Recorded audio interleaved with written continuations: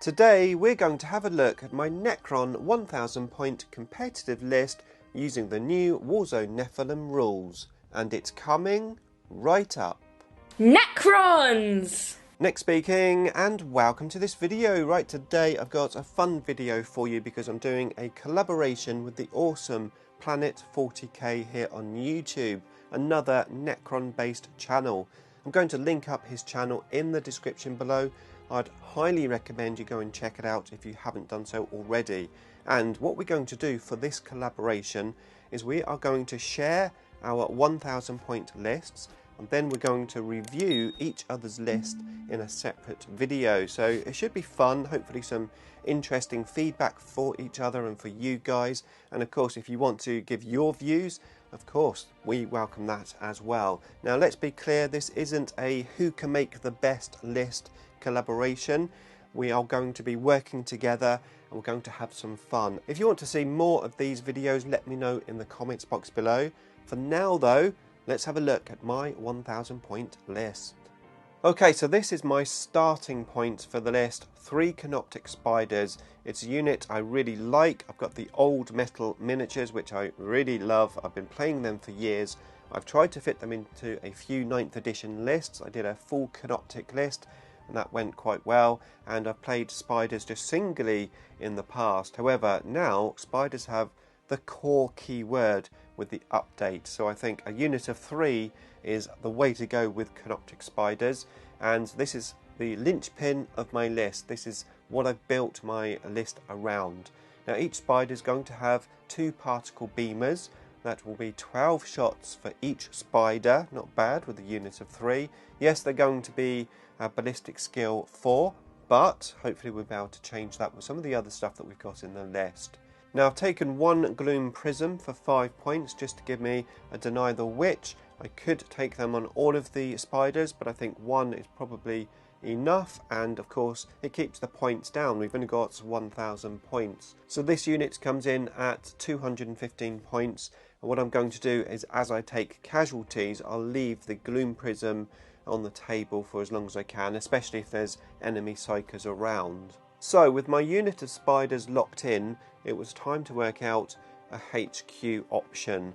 Now with the core keyword, of course, you can have My Will Be Done on them, you could have the Veil of Darkness, you could have Rites of Reanimation. We've got quite a few ways that we could go, and in the end I decided that a Technomancer would be the best option because of the points. It would have been nice maybe to have the Command Barge in there, but all in all, when I worked out all of the points, it seemed like the best HQ was going to be the Technomancer. So the Technomancer coming in at 70 points, and I've given him the Control Node. So that of course gives +1 to hit for my Canoptic Spiders. So that sort of helps out the weapon skill and ballistic skill because those are usually 4, so now I will be hitting on 3s. Also, it means I don't have to worry about having a My Will Be Done around, as well as maybe the Cryptek for the Rites of Reanimation. We've then taken Failsafe Overcharge. It is 25 points, it's a big investment, but it gives me D3 attacks, and that's pretty nice, especially on Canoptic Spiders with their pretty decent weapons. So I've taken the Relic, the Veil of Darkness, which is going to cost me 1 CP, but I think it is a worthwhile investment. The Veil gives me lots of options. I could hold the spiders back and veil them into position, maybe veil them into a weaker part of the board, and of course I can use the veil to veil out if I prefer. So I could be in close combat and just veil out the spiders, or potentially I could just veil the Cryptek away, put him into a better position. I am going to only have 1 character on the table, and of course command protocols only work if your character is alive. So I need to be mindful of that. So if it looks like my character's going to have some problems, then I could just veil him away maybe by himself and just leave the spiders into position. So it just gives me lots of options. So I've got my spiders and my techno, and I'm thinking this is going to be my distraction Carnifex part of the army. I'm just going to push these forward. I'm probably going to just sit on a midfield objective with these guys maybe potentially make an assault depending on the table, but I'm really happy with what I've got there to start the list off. And now I'm thinking about secondary objectives and maybe what dynasty I'm going to take. And I'm thinking I'm going to take Internal Conquerors for Objective Secure and Relentless Expansionist for the pre-game move, allowing me to get these spiders and maybe the rest of my army into position, and also having that Objective Secure, which we know is very powerful with the new Nephilim chapter approved missions. I think it's going to serve me well. So I'm going to take those dynasty traits, and of course Objective Secure is going to be great for the primary mission objectives, to just secure objectives. And my secondary I'm going to pick, the first one is going to be Treasures of Eons, which again Objective Secure is going to be really useful at. Now at 1000 points you may only have 2 objectives in the middle in some missions, but still, even if you only take those 2 objectives, and if you can take them for a good amount of turns, you're going to build up a good amount of points. So I'm happy with everything so far. Obviously I am going to lose out on my double protocol for the whole of the game, but I can still take a protocol, and I am going to take Sudden Storm, and I'm going to use the shoot and do action. So my spiders potentially can shoot whilst they do an action on the middle of an objective, and of course the rest of my army with guns are going to be able to do that as well, as long as they're canoptic units or core units, which, well, they're going to be. So now I'm thinking about what detachment I'm going to take, and I think the obvious one is going to be the patrol detachment. So a patrol detachment it is, and that means I'm going to need some troops. Now I've opted for Immortals. Immortals of course have got a points reduction now, so just 80 points, and I'm going with the Gauss Blasters because of the range, so a nice range, and obviously at half range we've got rapid fire. So Immortals, you can't really go wrong with them, and of course I can shoot and do actions with them as well because of my Sudden Storm protocol. Now I'm starting to think about heavy support in the list, because I am going to need some heavy support. My first thoughts were 2 units of heavy destroyers, because let's face it, for Necrons at the moment, that's the go-to heavy support. However, I do have a bit of an issue with heavy destroyers, which I've experienced not just in 9th edition, but over the many editions that I've played. There's a few things.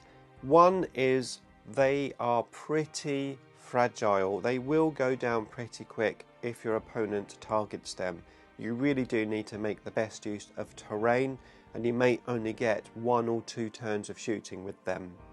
Now you could put a Cryptek next to them, maybe try to give rights of reanimation, but you have to be slightly careful because it's a unit of 3. So as soon as one dies, your Cryptek is no longer protected from Lookout Sir. So that's something to bear in mind.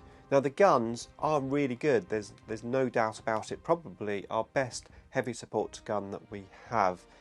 However, they miss on 2s, which sounds stupid to say, but I always roll 2s with these guys.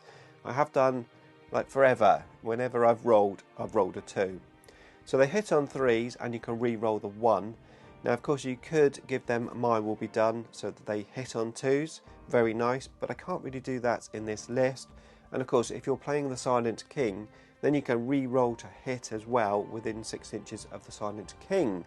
So there are definitely options to make these better, but not necessarily in this list.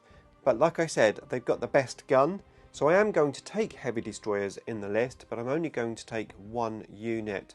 Of course, I'm taking the Gauss Destructors on this unit because it's the best gun that we have for heavy support. And I feel I need some heavy hitting guns in the list because at 1000 points, you never know what you're going to face. It could be an army of monsters, creatures and tanks. It could be an army of full infantry, or it could be a mixture. It's a bit hit and miss of what you're going to face, but I think 3 big guns is definitely going to be very useful. Now for my other heavy support choice, because I am going to take 2 still, I'm taking an Annihilation Barge. Now yes, the guns on the Annihilation Barge aren't going to be doing a lot of damage because they only have 1 damage, but you've got a reasonable amount of shots. They have the Tesla special rule, and they are strength 7 for the guns on top. I will be taking double Tesla on this barge. Now the barge is core now, along with of course the heavy destroyers. So both of these units are going to be able to do actions, they're going to be able to shoot, they're going to be objective secure for taking objectives, and I've got a mixture of guns. I've got the big guns for anti-tank, anti-monstrous creatures, and then I've got my annihilation barge for anti-horde, or potentially if I need to shoot them at vehicles or monstrous creatures with that strength 7, well, they're reasonably good at that as well. And to be fair, I'm not going to have too many other guns in the list, so I think a nice mixture of anti-horde and anti-tank guns in the list is going to serve me well. Right, so now I'm starting to think about my fast attack, and if you've got Canoptic Spiders in the list, well, you've got to have Scarab Swarms. Now at this stage I didn't know how many Scarab Swarms I would actually end up taking. In the end it was a unit of 5 because of the points, but 5 Scarab Swarms, and they can go with the Canoptic Spiders, potentially in front of them, especially if there's going to be some mortal wounds coming in. And of course the spiders can regenerate the scarabs, so that's awesome. They're going to be objective secure. They are not a core unit, but they are a canoptic unit, so I'm going to be able to do my actions with them as well, and potentially they could just go in a different direction to the spider onto an objective, do actions, and they're pretty useful. I mean, you can't really go wrong with the scarabs. They've got the speed as well, of course, which is really nice. So the list is starting to take shape now. Now, I knew I wanted to have a unit of wraiths in the list. That was a definite for me, which we'll talk about in a second. But first of all, I wanted to spend another 50 points because I wanted to put in some flayed ones. I mean, for 50 points, 5 flayed ones, you can't really go wrong.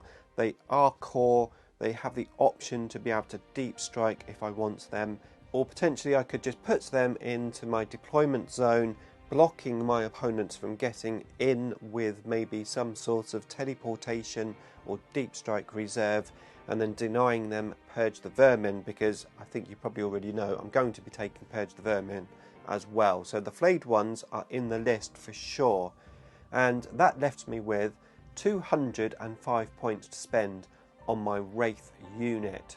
So I was able to get 5 Wraiths in the list. I've got 4 particle casters on them, and one of them has a transdimensional beamer. And of course guns on the Wraiths, very useful because I'm going to be able to do actions and shoot.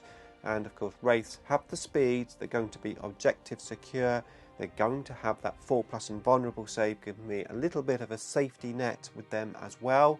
And they work in any list. I love Wraiths, one of my favourite units to play. So that comes in at 1000 points exactly, and I'm going to have 2 CPs after taking the Relic, the Veil of Darkness. Now I haven't taken a Warlord trait in this list. I did consider it. I could take Implacable Conqueror, giving me the reroll to charge rolls with the spiders, but I feel that the spiders are probably going to be getting into the middle of the table, and they're going to be shooting and doing actions, and my opponent probably isn't going to be too far away when it comes to the assault, and I'm going to use a CP for a reroll if I fail a charge rather than taking the Implacable Conqueror. Yes, the Implacable Conqueror would work the whole of the game, but I don't know how many times I'm going to be assaulting with the spiders, and certainly at a long range where I may need that reroll. So I've decided not to take a Warlord trait. Now in terms of secondary objectives, I'm going to take Shadow Operations, Ancient Machineries, and I'm going to take Purge the Vermin along with Treasures of Eons. So 3 Necron secondaries, and of course the primary one as well. So my objective secure is really going to help me with primary. It's going to help me with Treasures of Eon, and of course Ancient Machineries, being able to do those actions and shoot is going to be really useful, and Purge the Vermin, just denying my enemy getting into certain areas of the board. Fairly difficult to do on a smaller table, but especially if we go first, you know, you're guaranteed those 3 points, even 4 points if you're playing from table quarter to quarter, because of course you've got the 3 quarters and then an extra point for your deployment zone. So 4 points from the off, and then with my pre-game move, if I can move on to objectives, I'm going to be scoring my Treasures of Eon straight away, and of course I can do an action each turn as well with my units and still shoot. So this list hopefully has got a lot of scoring power. I mean, I do have some shooting with the Immortals, the Spiders and the Wraiths and the Heavy Destroyers and the Annihilation Barge, so I've got a good selection of shooting, and of course I've got some assaults there as well with the Spiders and the Wraiths and the Scarabs, and that is my list. And like I said, Planet40k is going to review my list and give his expert Necron opinion on it, and of course I'd love to know what you think of my list in the comments box below as well. And if you enjoyed this video, then press the like button because it lets me know that you enjoyed it. Also, if you love Necrons, then why not subscribe, because this is a Necron based channel, and here are some of my Necron playlists which I think you might enjoy.